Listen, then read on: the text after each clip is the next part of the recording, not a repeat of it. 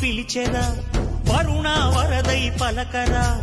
ఆకాశాన్ని ఇలదించరా కురిసేవానగా మారని ఆతన తీర్చగా మాతల రాతలు మార్చగా ఈ జల యజ్ఞము సాక్షిగా తలనే వంచరా మహారాజు తాని సమిధల్లి మారి నిలువెల్లా వెలిగెరా